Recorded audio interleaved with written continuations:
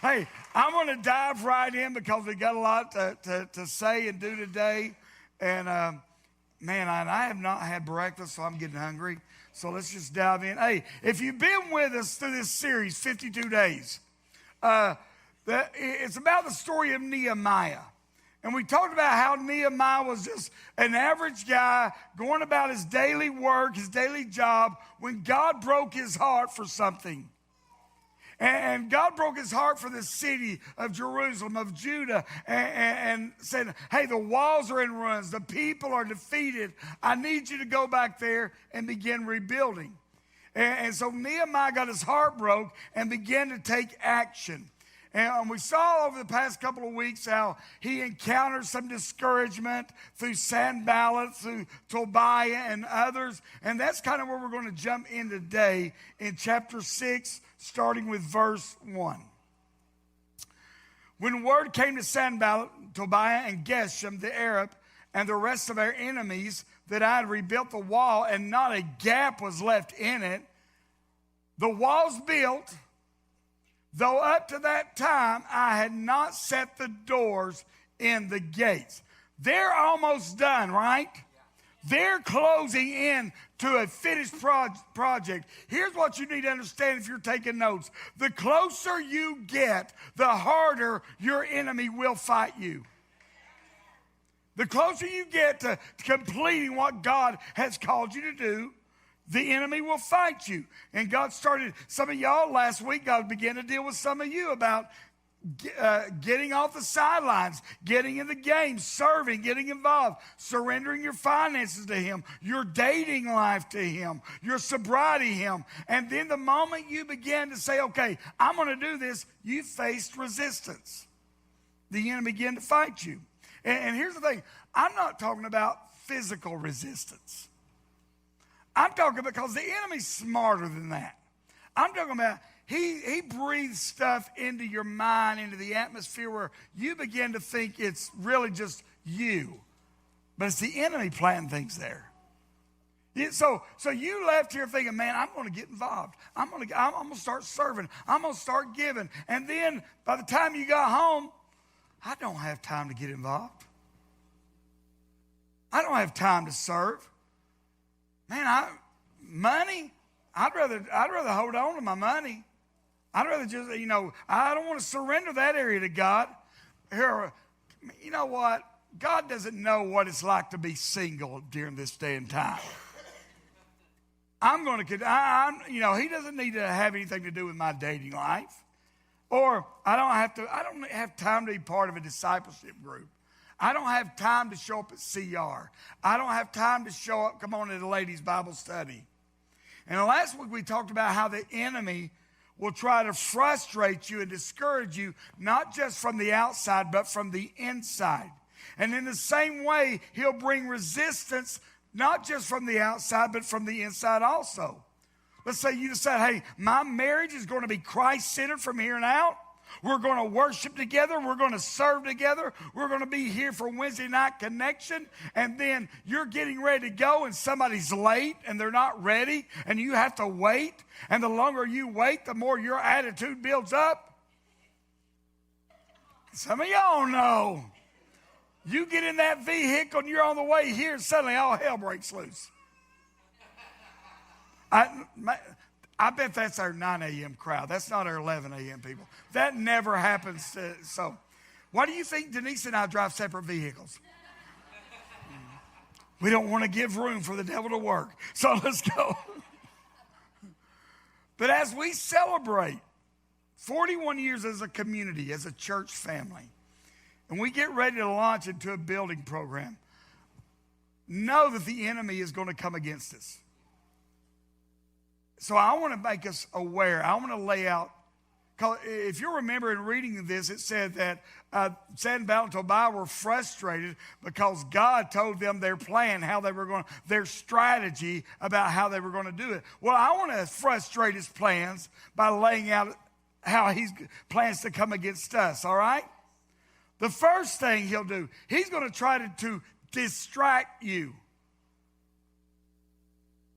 When I first started pastoring here, my ADD was in fifth gear all the time. I mean, the littlest thing, man, would distract me. A baby crying, I saw somebody snickering or giggling. I thought, oh, my fly's unzipped. Let me check what's going on. I mean, I was all over the place. And so God had to help me to rein that in. It would distract me. Remember last week, Nehemiah had begun work on rebuilding the wall. And his two leading agitators, Sanballat and Tobiah, they're causing a scene, mocking him and making fun. What did Nehemiah do? He didn't even bother with him. He took it to God and went back to work. That doesn't work, so Sanballat and Tobiah come up with another plan. Let's try to distract him, make him lose focus. Verse 2, chapter 6. Sanballat and Geshem sent me this message. Come, let's meet together in one of the villages on the plain called Ono. Listen, lesson of the day. Somebody wants to meet you at Ono. You say, oh no. They tried to make me go to Ono, but I said, oh no. I thought it might work better with this, but it didn't. It's just as bad. Just as bad. For some reason, that really tickled my wife, though. So I thought, I'm going to try it again. Yeah. Here's what the enemy does, though. They see that Nehemiah's making progress, and they're like, we've got to stop him. Discouraging it wasn't working, so now let's distract him. Let's try to get him to lose focus on this. And so they try to get him to meet him. And when you read the rest of this, you'll see they weren't wanting to meet with Nehemiah. They were wanting to put a beat down on him. I mean, they were laying the plans out. Listen, church, when you as an individual, as a couple, as a church, when we start moving forward and doing what God has called us to do, he's going to try to distract us, make us lose focus. And listen, not with just big things. The enemy's smarter than that. He uses little things, little distractions. Like, you ever been in a room, it's quiet and you're just sitting there. Maybe you're watching TV and enjoying it, and then all of a sudden you hear bzzz, bzzz, and that little fly starts going. You're trying. Listen, I'm watching TV, bzzz, and then suddenly it lands on your nose, and you're trying to knock it. Come on, anybody know what I'm talking about? Then suddenly you're trying to knock it off your hair, and then this little distraction brings you to a point where you leave your seat to go on a manhunt for this tiny little fly. That's the way the enemy works. Little distractions, little things. That doesn't bother, because he knows, listen, most of the time we're not going to fall for the big distractions. So he brings these little distractions. It's like, man, you know what I'm going to do? I'm going to start reading my Bible on my Bible plan. And then you get up that morning, you open up that Bible. You start before you open up that Bible app. You turn on that phone, and that FB is just staring at you. I wonder what prayer requests there are on Facebook today. And that little distraction now has led you down a 2.5-hour rabbit hole.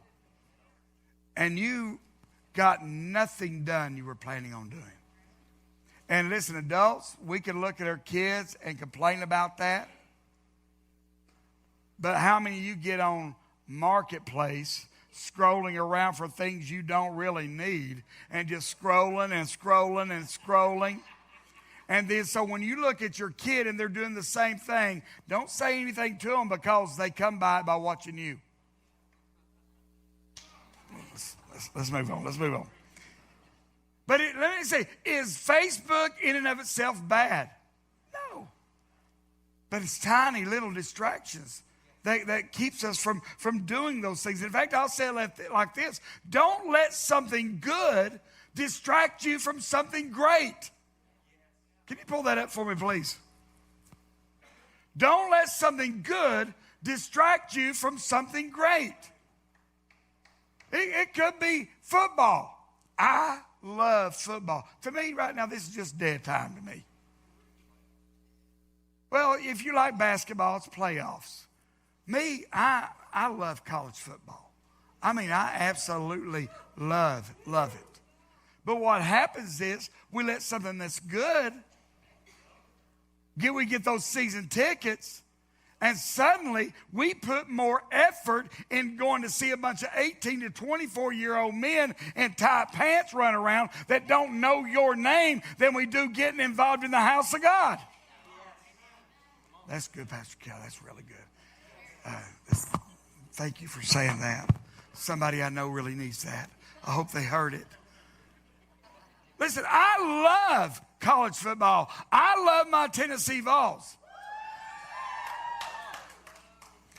But you better shout louder than that when worship comes on.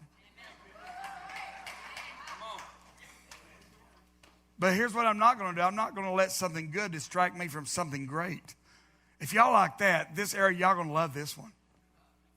For some of you, it could be hunting, fishing. I'm going to come on. Somebody needs to hear it. Probably those online. Nobody in this room, but online. Some of y'all, when hunting season rolls around, your family doesn't see you for days, weeks, even months. And is there anything wrong with hunting? No. But when you allow something good to distract you from things that are vital in your life, like family, like getting together with other brothers and sisters, you're letting something good distract you from something great. Don't let it happen. And maybe I didn't mention or call out your thing. But here's the truth. We've all got things that if we're not careful, we can let those good things distract us from the great things. So when you're on the wall, when we start this building project, and when we start work, and we're up on the wall working and working, here's what you've got to say.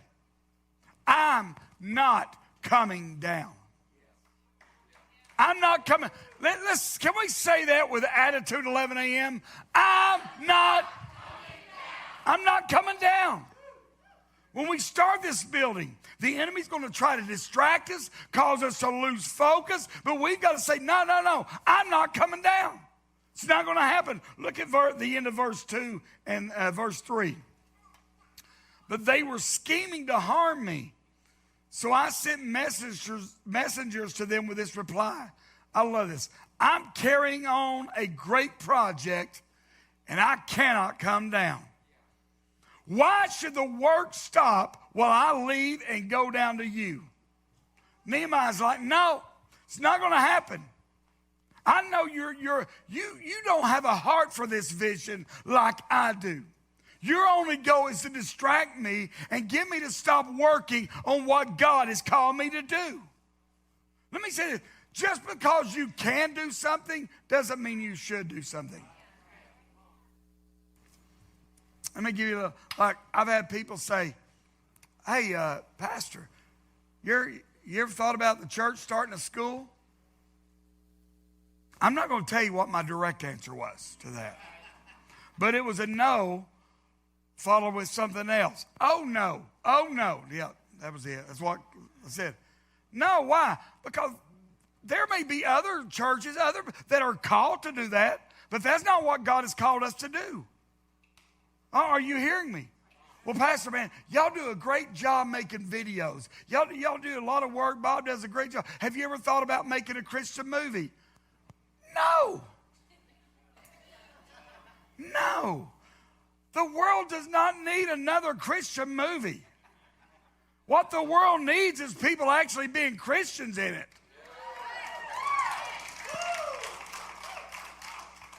Besides, we couldn't get what's his name anyway? What was his name? Who? No, not him. The one that was in all of them. Kirk Cameron. He wasn't available. That's not going to be funny unless you've been around church for a while, though. And to those that are in church, like, yep. Then somebody say, oh, man, he wasn't available.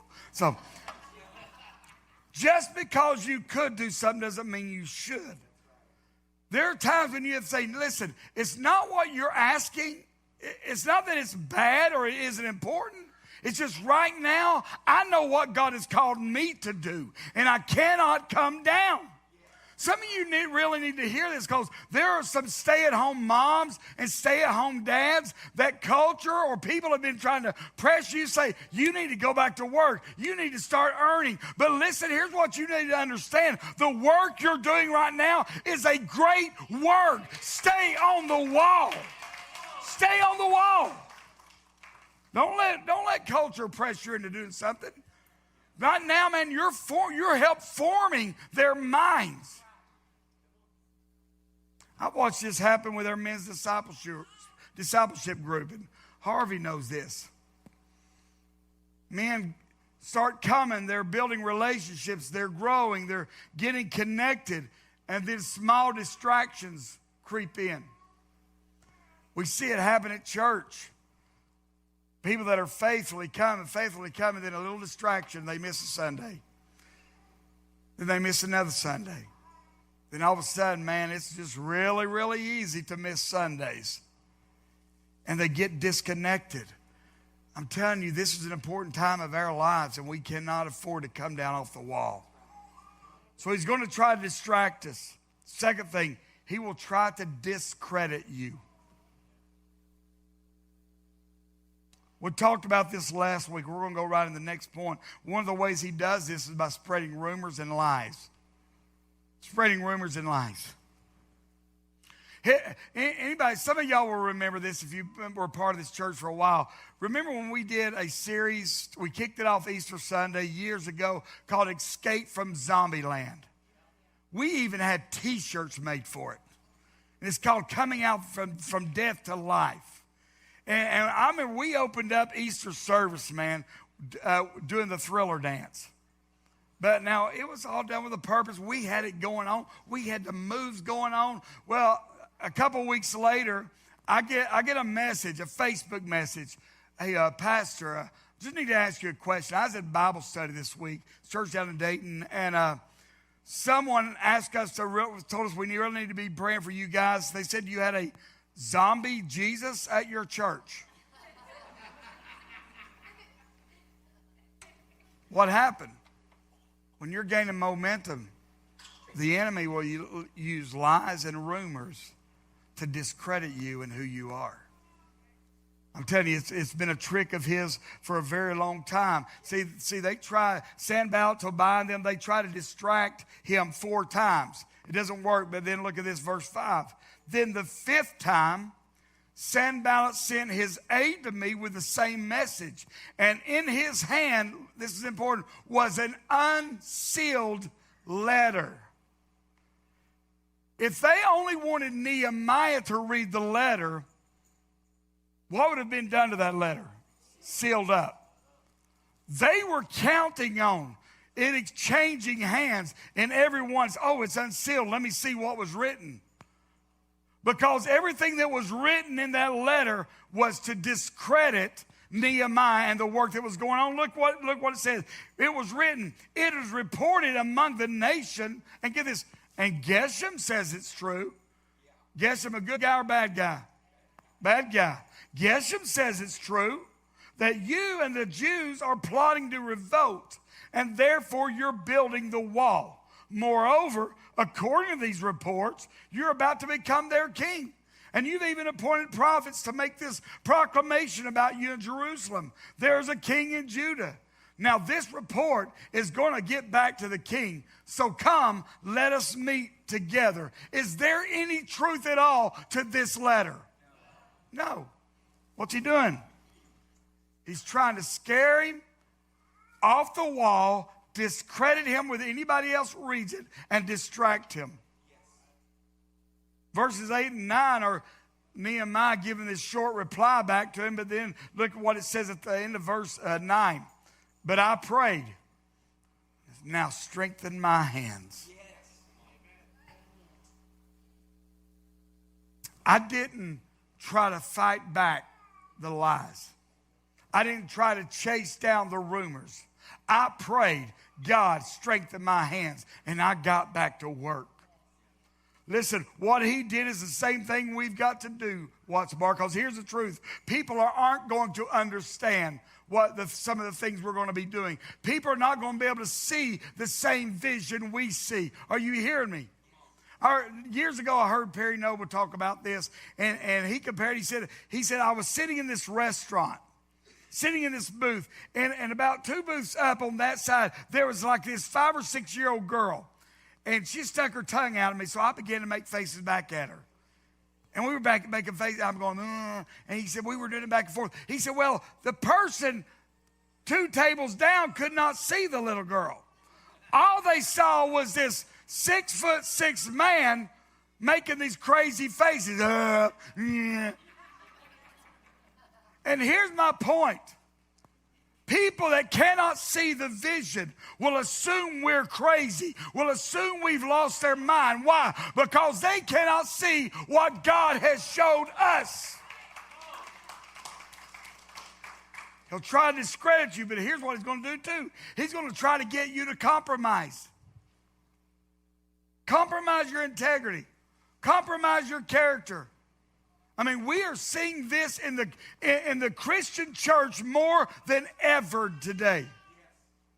Pastors, churches, denominations, compromising the gospel to appease certain people. Listen, if you want on this Vision Sunday, if you knew and you've wandered in here, wonder what we believe the Bible is the authority and the Word of God. And what He said 2,000 years ago, He still means today.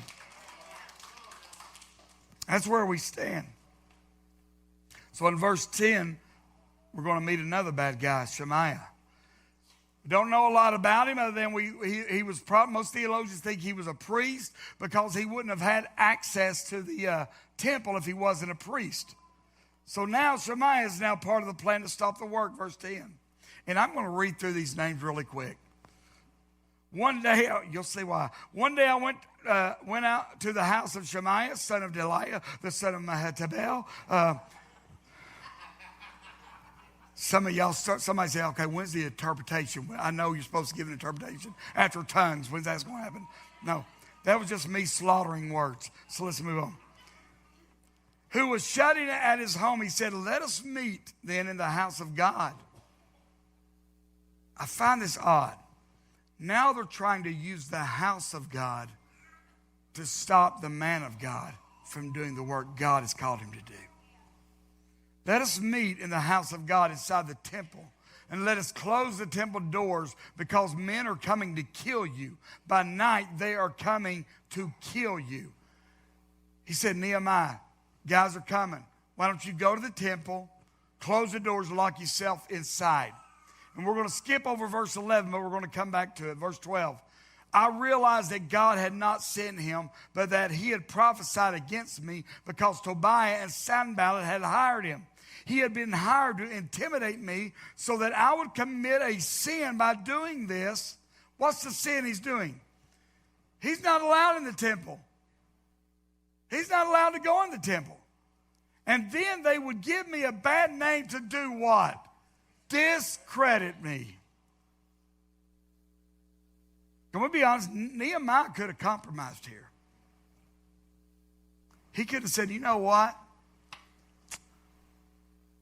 These walls, they've been trying to do this for over 140 years. Now look at what I've accomplished. They can't do this without me. I should go to the temple and lock myself in. I should go there and do that. I mean, what's it going to hurt? Because look at what I've done for God. Look at what I've accomplished. And I am too important not to be saved. Listen. As myself and others rise in our effectiveness in leadership, the enemy will try to convince us that we are more than we really are. Come on. That it's only happening because we're doing it. See, the same goes for this church and this community of believers. As we rise in our effectiveness in our communities, the enemy will try to convince us that we're doing more than any other church in the area. We're doing it better than any other church in the area. Look what we're doing. We're better off. We're reaching more than any other church. Listen, we better not forget that it's only by God and His grace that we are who we are and where we're at. It's not because my mom and dad, not because me and Denise, not because of this. It's because God chose to move through imperfect people. So when the enemy tries to stop us and get us to come down off the wall, what are we going to say? That was so weak. I'm not scared of any of you. What are we going to say? I'm not. The next thing we're going to say is this. Pull it up. Say it. I'm not getting. Say it again. I'm not. Say it aggressive. Yeah. I love Nehemiah's attitude. Look at verse 11. But I said, should a man like me run away? Or should someone like me go into the temple to save his life? I will not go. In other words, God called me here, not man. God told me to do this, not man. And until the job is finished, I ain't going anywhere. I'm not coming down, and I'm not about to stop. So how does the story end? Let's keep going. Verse 15. So the wall was completed on the 25th day of Elul, I think, in 52 days. What they say should have taken years. 52 days. Understand this. God called Nehemiah to put together a team. There was no lightning flash that came down and destroyed all their enemies. That didn't happen. They didn't wake up one morning and suddenly the wall was built. No, here's the miracle, that God used imperfect people that were sold out and completely obedient to him to do what nobody else could do in 140 years in 52 days. Man, here's what you see when you study and read the book of Nehemiah. God working through people. Through people. The verse 16 sums it all up. Look at this. When all our enemies heard about this, all the surrounding nations were afraid and lost their self-confidence. Why? Because they realized that this work had been done with the help of our God. As we celebrate 41 years and we look to build a new building, we better understand that God is not calling you. God is not calling me. God is not calling us just to take up another space in church. He's not calling us to make a name for Watts Bar Community Church. He's calling us to change our communities. He's calling us to make a difference in our schools, in our workplaces, the people we do business with. We celebrate 41 years. So what's significant about 41? I mean, we just closed out year 40. What's so great about 41? The number 41 represents hope, a new day, a new season. I mean, look at the Bible. Look at Moses. Moses killed an Egyptian, and he went on the run in the desert for 40 years. It was year 41 that he began to understand his call, and God began to shape him and mold him to set the people free. What about the children of Israel when once he let them out? They wandered in the wilderness for 40 years. Year 41 came, and a new generation seized the promised land. What about Noah? Noah built the ark. It rained for 40 days and 40 nights. Day 41 came and the rain stopped. Elijah told God, hey, I want to die. The angel shows up, feeds him, tells him to go to the mountain of God. He travels for 40 days, goes in, takes a nap. And on day 41, God begins to whisper to him. For 40 days, Goliath bullied and defied God and his people. Day 41 came, and David cut the head off the giant. Man, I hope y'all are getting this. 40 days, God had Jonah delivering this message of doom and destruction to the city of Nineveh because of their sin and wickedness. Day 41 came. Nineveh repented, and God extended his mercy. Jesus fasted in the wilderness for 40 days. He was tempted by the devil. Day 41 came, and he was thrust into the ministry that changed this world. Listen, one writer said this, it's almost as if 41 is shouting, I got next. I got next. Church, we are in our year 41. What are we going to do with it? I believe this is the start of a new season for us. This is a promise that if we do not quit, if we will stay on the wall, do the work of God that He's called us to do, the rain will stop, the giant will fall, and we will enter the promised land. Here's the floor plan for the new building, and we're going to have it on display where you can see it better. Those that have got, they're not mad, they're going to be doing something for me.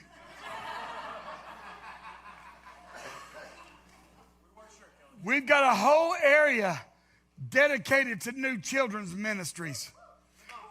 Your children will no longer be sentenced to the dungeon. I mean, we've got one area that is just their worship area, and then classes for them to branch off to.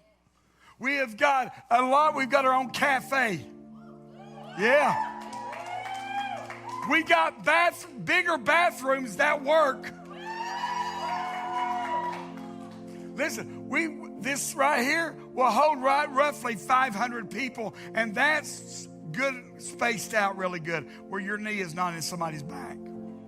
But after meeting with the board and our staff, and we've looked at the numbers this church has been running over the past several weeks and months, we said, hey, let's go ahead and add the balcony that we thought we would add later. And so there'll be a balcony right in this area here too. Do y'all know what we'll come with that in a minute. Our stage, state of the art. Why? Because we want to put on dramas that will draw people in, that will experience the gospel through something they never would in any other time. We've got a production room, so when we go live, man, it'll be top quality. Because here's what I believe. God deserves more than our just average quality. He deserves the best going out. We got a gym, our own gym, that will be open up to the community 2 or 3 days a week, saying, hey, come out. Yeah, you can play ball here. Hey, come out and play. Why? Because when they show up to play ball, there's going to come a time when they say, I need a church, and they'll say, hey, I remember a church we used to go play ball at. We're going to open it up for people to use for functions. This is going to be a community center. We've got nurseries that'll hold. Come on, if you've been in nursery, I'm telling you, this is part of what we're doing here. Bring up that next slide. This is not the colors, but this is what it will look like. Where we're at right now, this is the church, and this right here will be on that, facing out that way. Anybody excited?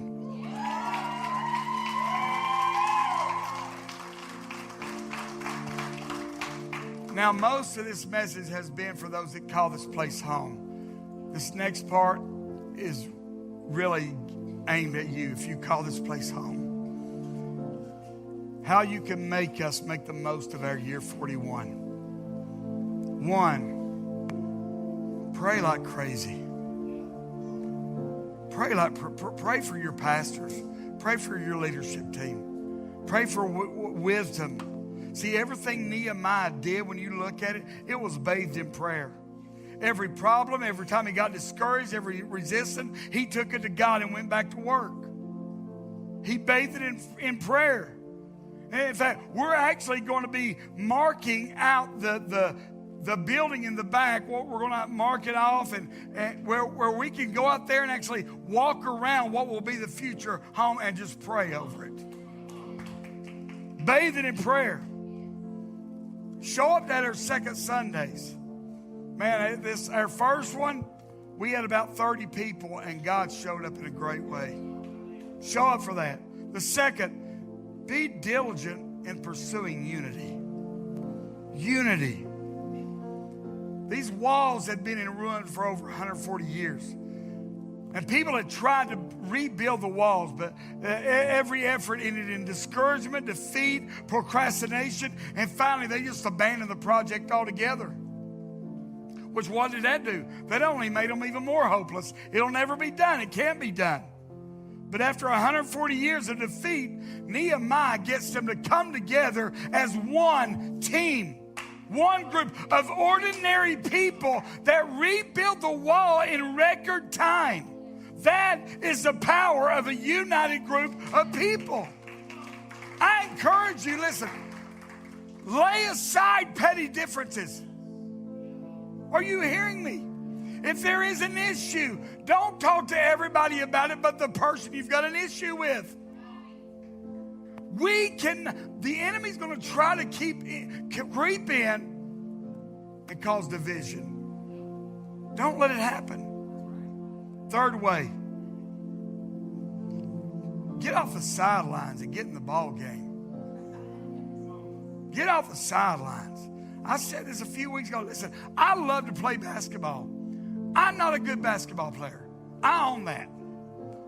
But buddy, I get out there. But here's what I don't want to do. Even though I'm a bad basketball player, when I show up over at the gym for the guys we're going to play, I don't want to sit on the sidelines. I'm there to play. I'm there to get in the game. Whether I'm good, whether I'm bad, I'm there to play.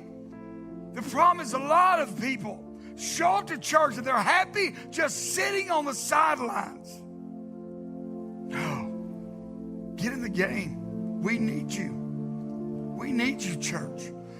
Listen, to prepare for what God is going to do and the people, we're going to need to double our volunteer service. This is funny. It's not funny, but it's kind of funny.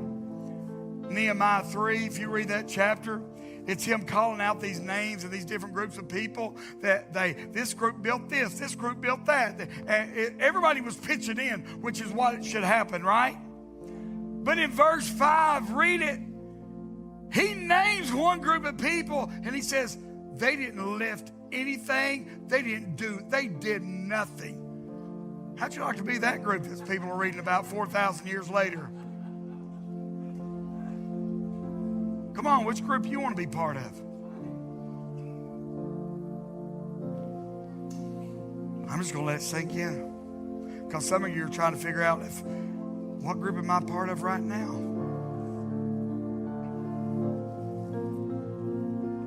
What would it be like, guys, if everyone that called Watson Bar Community Church home loved God with all their heart, soul, mind, and strength? What would happen if everyone that called this place home got serious about their relationship with Jesus and about serving Him and began to yield to Holy Spirit's direction in their life? What would it look like if everyone that called this place home worshiped God, not with just their words, but with their life? What would it be like if every person that called this place home began to operate in their own unique gifts, talents, and abilities? Can you imagine someone coming to Watts Bar Community Church and talking to the people and asking them this question? Hey, how did a church in Podunk, Decatur, Tennessee lead a movement that would change the surrounding areas? How did that happen? Guys, we could be the revival that this place needs. If everyone began to give of their time, their talents, their abilities, their resources, and began to serve. Now I want to say this. We've got several of you that are already serving there. We've got people that show up here every Sunday morning early to make sure that our worship team and our sound and media team, they eat breakfast. They cook breakfast for them every Sunday morning. We've got a crew that show up. We've got people that show up early to get the sanctuary ready, to make sure WB Kids nursery's ready, to usher, to greet. So we've got a lot of people that are serving. But there's this principle called the 20-80 principle, right? If you heard of it, where they say 20% of the people do 80% of the work. I think it's called the Pareto principle, meaning about 20% of the people who attend the church, they do about 80% of the work in that church. That's average. I don't know about you, but I don't want to be average. I don't want this church to be average. The community that we're reaching, the broken people that are coming in here, we can't afford to be average for them. They need something more than just average Christianity. Are you hearing me? They need to encounter people that do more than just average in their walk with Christ. Now, I'm not talking about perfect people, but I'm talking about people that live like they know they've been forgiven by Jesus and who they are if not for the grace of God. And because of that, they're going to spread the word about it. And plus, I think God deserves a whole lot more than us just giving him our average. Kelly, go on. This is life. Here's what I want to be said about us in this church. Long after I'm gone, long after you're gone, there was a church in Decatur, Tennessee, and everybody that went there, man, served like crazy. Everyone in that church realized they had a role to play. Everyone realized that they were part of something big. So they brought their gifts, their talents, their abilities, their resources. They surrendered them to God. They served one another. They served their community. They made a difference. They shook things up. And somehow they played a part in changing that community and the surrounding communities. That's what I want said about us. And to let you know, I hate doing this. This is not in my wheelhouse to talk about money. I was telling Pastor Ben, I wish I'd won that big lottery and I would write a check and just preach. But then God's like, yeah, if you had that much money, you wouldn't care what anybody said about you. And listen, and you're wild right now, so I can imagine that. But here's what I'm convinced of. God wants to partner with us to make us owners of what he's building. So the last way you can join in this 41 campaign is to give. Give. This new facility is going to cost us roughly $5 million to build. Now a little more, now that we've decided to go ahead and add the balcony. But hey, what's a couple of $100,000 now that you're already $5 million in, right? That just sounds.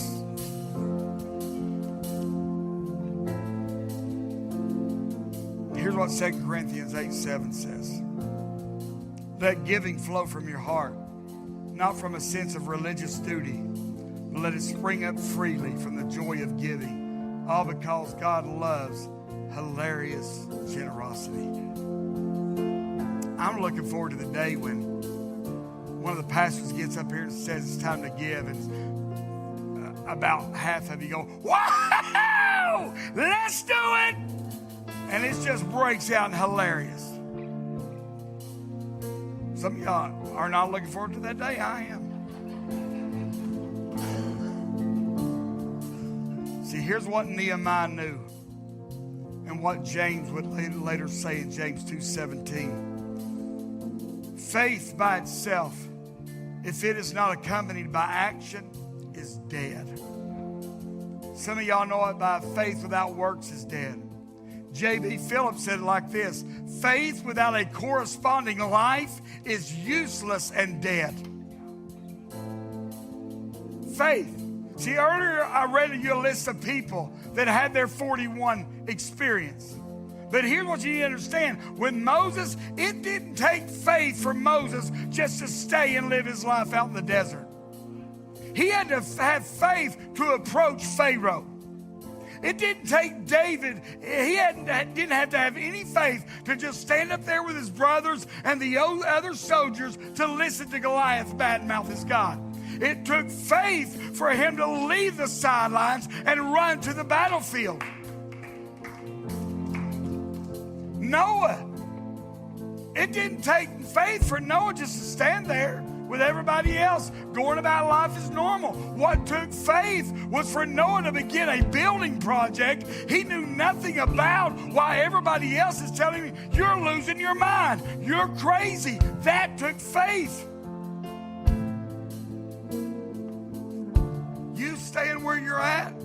That doesn't take faith. Denise and I, you, this church, we don't need faith to stay in this building. This building's debt free. We don't need faith to do that. Heck, we can start another service. Add another service to the mix. We don't need faith. But you know what? Do you know what faith is? Faith is saying going from debt-free to $5 million and believing God can supply all your needs according to His riches. You have to have faith to stay where you're at, emotionally, spiritually, financially. It takes faith to step out and listen and be obedient to what God has to say to you. Okay, PK, so when are we going to break ground? I'm listening. That's up to you. Here was my suggestion to the staff and to the board, and they agreed. What we'd like to do, we've set a goal of raising $1 million, and then we break ground. And we put a date on it. Yeah. Because we don't want y'all just to be waiting around. No, we're going to put a date on it and believe, okay, this is the date we're looking at. November 21st of this year, the Sunday before Thanksgiving. Why? So when we raise all that money and more, we can gather on that Sunday after Thanksgiving and give glory to God for what He's done. Amen, Pastor Kelly. Do I have anybody in here that's got the faith to believe that? That's 7 months. So here's what I'm asking. I want you to take the next 2 weeks. And May 5th, Sunday, May 5th, we're going to give you an envelope, a pledge envelope. And we want you to say, God, what is it that you want me to sow? What is it you want me to give toward this over the next 7 months? And listen, we're not going to be with those people that's going to be calling you and saying, sir, we've noticed you're behind on your pledge. How would you like to make that payment today? It's between you and God. It's between you and God. But we're going to ask you that Sunday, May 5th, to fill out something saying, and then here's the thing, we're going to give you updates. We're going to give you updates monthly of where we're at on that spectrum and see what God can do. Do I believe God could send a couple? In fact, no, don't say that, Kelly. I believe God could send a couple people that could completely pay for this. But I don't necessarily believe that's what God wants to do. Because if we get something without investing ourselves into it, when you invest in something yourself, you take better care of it.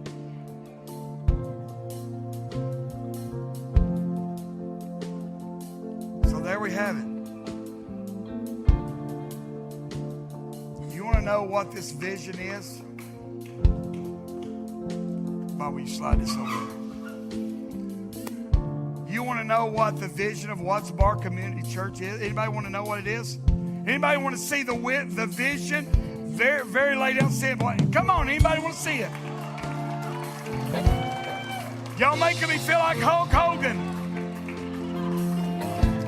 No. We're going to show it. Because this is plain and simple what the vision of Watts Bar Community Church is. Who we've been called to. What we've been called to do. See, we're not just out to build a bigger building. We're out to build a ministry center for people that can come in that are broken and be made whole. So let me introduce you to a few people that have experienced the healing power of this house and what God has done. And this will show you better than anything else I could say what the vision of Watts Bar Community Church is.